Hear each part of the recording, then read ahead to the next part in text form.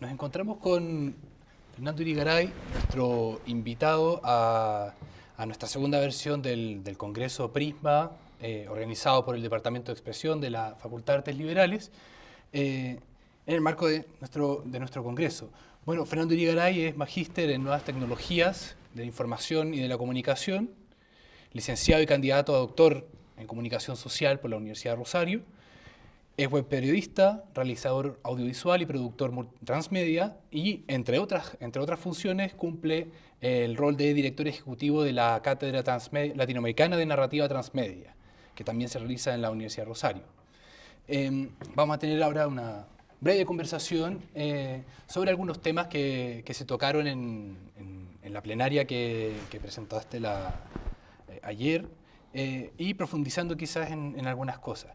Bueno, como primer tema, primera pregunta, quedó quizás dando vuelta la relevancia que tiene el espectador, el usuario. Nunca se pudo definir bien ahí cómo llamar al receptor de estas narrativas transmedia. Y la pregunta entonces, bueno, en cuanto al rol que cumple este usuario, espectador, este consumidor de información o este prosumidor de información, ¿cuál es el límite, ¿no?, al que llega el rol de este usuario en generar contenido, en crear contenido, y se encuentra con el límite del propio realizador para también, a su vez, generar contenido? ¿Dónde se topan estas dos formas de creación discursiva? Bueno, Julio, sí, es una buena pregunta. El tema de las nuevas narrativas, estos nuevos formatos que estamos viviendo ahora, y estos nuevos cambios también en el audiovisual, sea el cine, la televisión, las nuevas formas de consumo, traen aparejada también formas de recepción. Ya no se puede hablar, hay un cambio de paradigma de cómo nosotros vemos, escuchamos y participamos. Ya no somos una audiencia, ya no somos un público objetivo, ya no somos tampoco usuarios, ¿no?, de ese término más informático. Todas estas categorías le falta, inclusive tampoco somos prosumidores, ¿no?, como decía Toffler, esta idea de entre consumidor y productor, sino que los nuevos relatos y fundamentalmente las narrativas transmedia lo que traen aparejado son una forma de navegabilidad por estos contenidos, que pueden ser tanto físicos como virtuales, que incluye distintas plataformas, distintas pantallas, y por lo tanto trae aparejado estas nuevas formas de consumo. Entonces, creo, y eso es parte de la academia, no tanto lo profesional, en el cual uno se está desarrollando este tipo de narrativas, pero sí como de la cuestión de la academia, es que tenemos que empezar a reflexionar y empezar a buscar una nueva categoría. Carlos Escolari ahora viene trabajando la idea de translector como una nueva forma.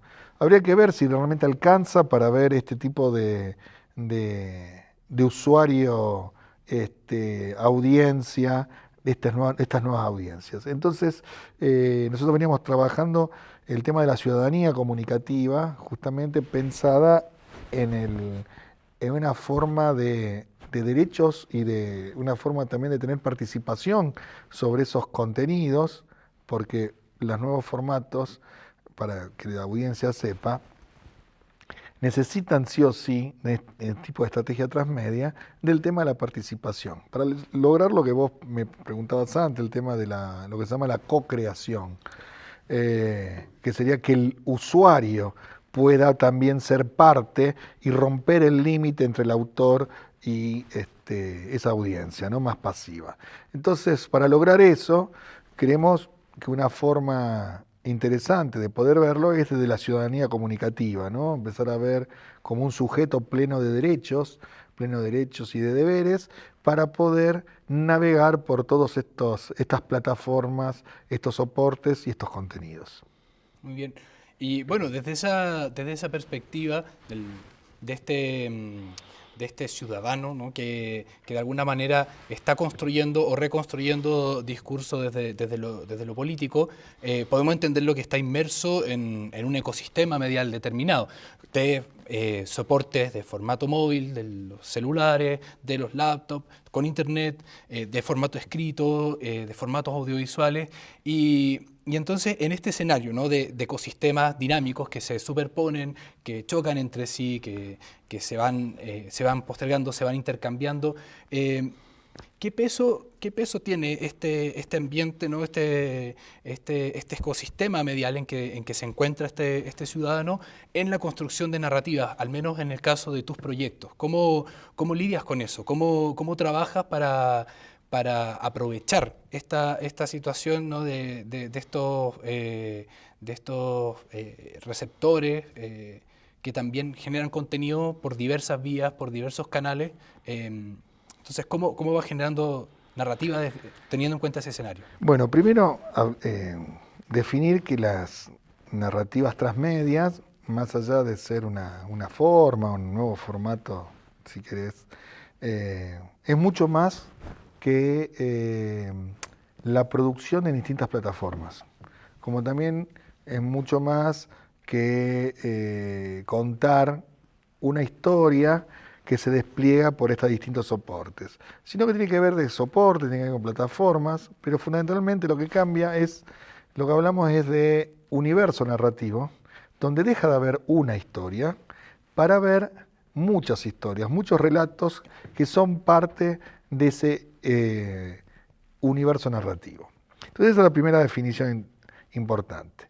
Y la otra es dejar de pensar lo transmedia como algo de sinónimo a lo virtual y a lo digital, para empezar también como un ecosistema de medios, ¿no?, que incluye todos los sistemas, que incluye las cuestiones analógicas, también las digitales, el territorio también como espacio específico para una narración, o sea que son varias las combinaciones.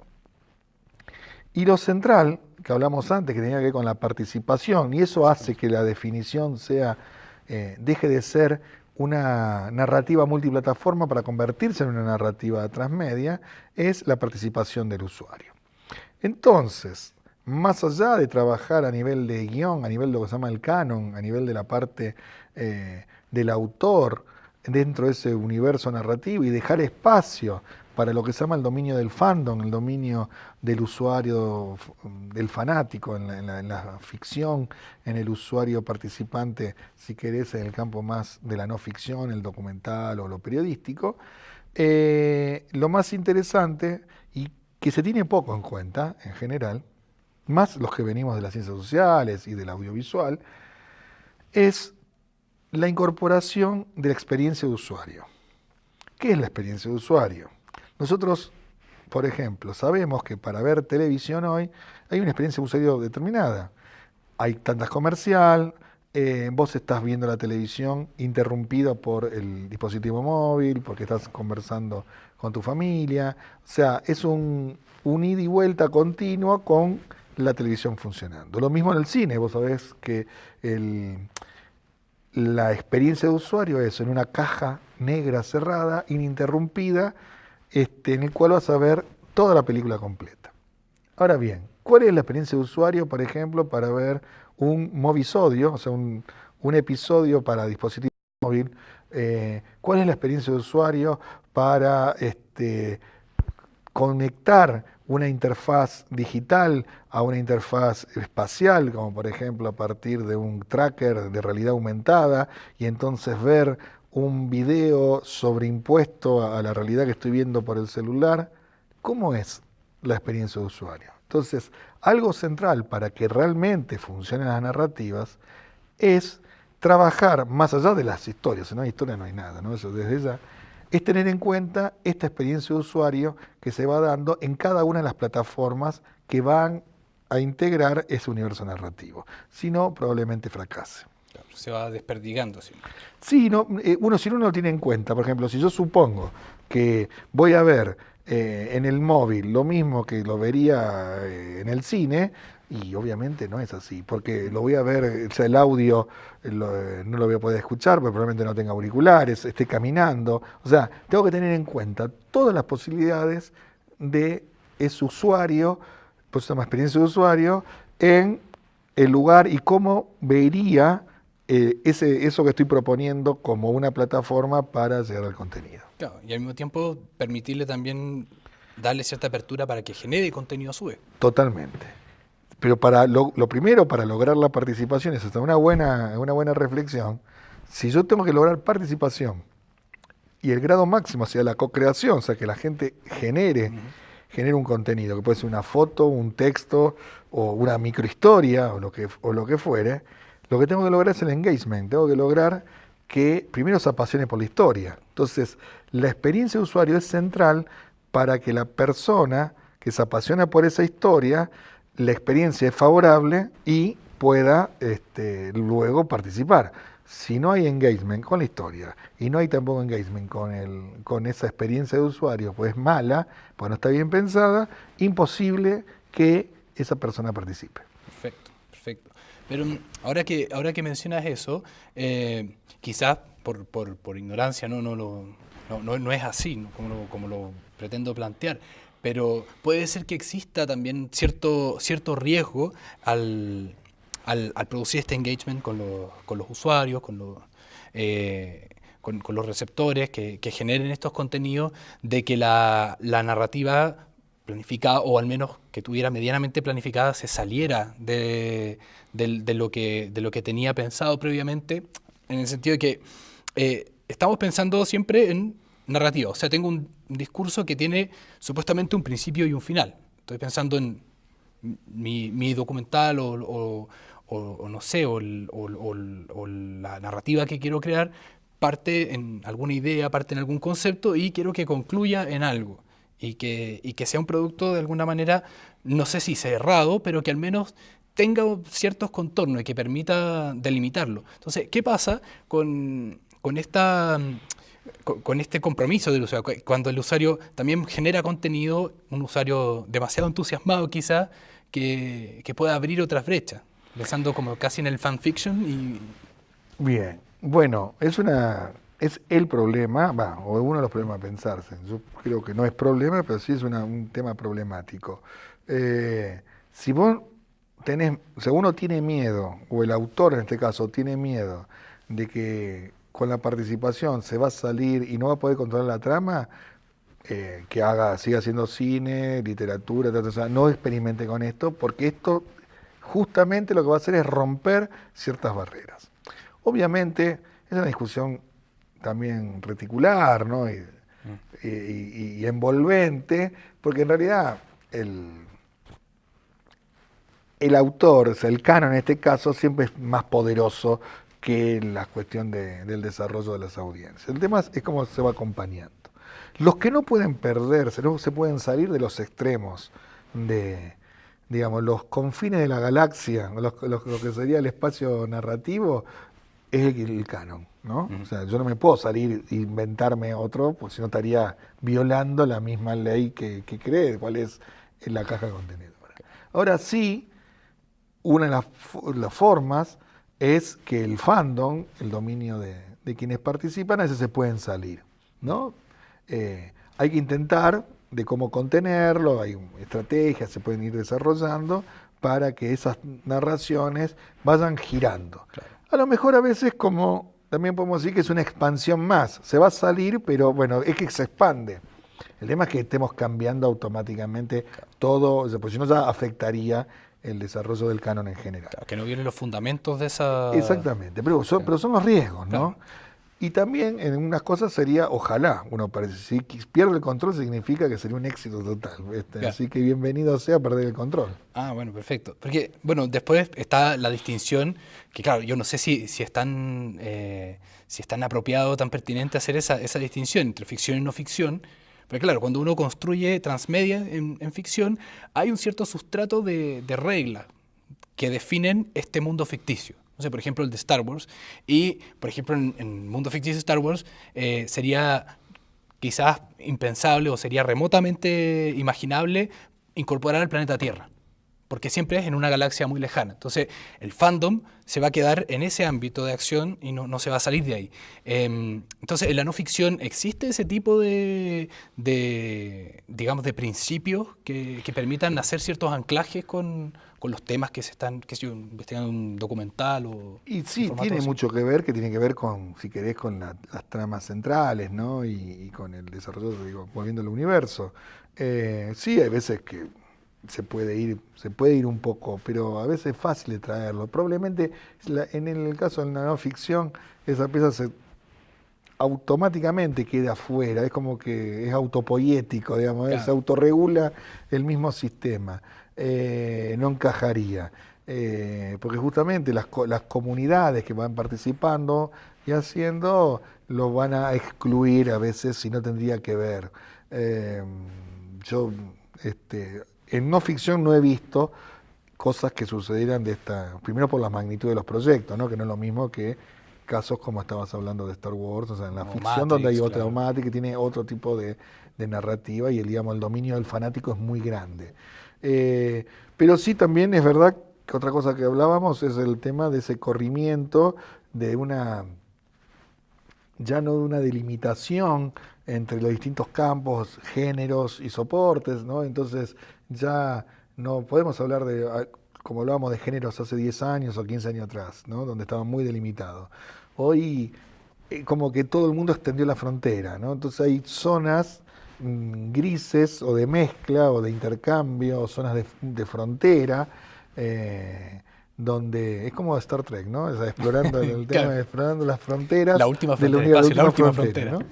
¿no? Exactamente. Entonces ahí es donde se van parando estos, entonces vos ves que el documental empieza a hacer algunas cosas de ficción, la ficción tiene algunas cosas de documental, la literatura se cruza con el diseño, con el afiche, con lo teatral, con la puesta, entonces hay un cruce muy grande entre soportes, entre narraciones, entre géneros, que es interesante, o sea, no sabemos para dónde va, podemos intuir que estamos en un paradigma, como dice Robert Igarza, un paradigma de transición a nivel del sistema de comunicación en general y con las Ujú. narrativas transmedia, pero no podemos decir exactamente lo que va a pasar. Y otra cuestión es cuando uno produce esto, tiene que pensar que la gran revolución, esto no lo había dicho antes, con el tema de la movilidad. Es muy difícil, hoy ya casi imposible, o iría casi al fracaso, un proyecto que no esté pensando el tema de la movilidad dentro de su propuesta y de su proyecto. Ah, perfecto. Quiero quedarme con esta idea de este paradigma de transición del que estabas hablando, y pensando ya en el contexto de creación o de elaboración de la narrativa actualmente y en particular el trabajo que tú haces con documentales. Y ahí, no sé si tú estás también ahí de acuerdo con esta idea de Mitchell de que estamos en esta era de la imagen, estrictamente de la imagen, y que este paradigma, si bien está en ese grado intermedio, parece que sigue todavía anclado a lo visual. Y entonces hacemos, ¿cómo se llama esto? Los discursos son en base a un registro audiovisual o se utilizan imágenes de apoyo y el texto va desapareciendo. ¿Tú crees que estamos en esa postura o en ese paradigma semiótico como clavados ahí en la imagen? O ya está tomando otro rumbo, quizás a otro tipo de formato, otro tipo de interfaz que no es ni texto, no es ni imagen, ni sonido, sino que es otra cosa que todavía no podríamos definir? A ver, primero, yo creo que al libro ya lo han matado, al texto Sí, ya lo han matado tantas veces que ya a veces uno dice, pues basta, ya fue. Como han querido matar a cada uno de los medios anteriores a lo que está.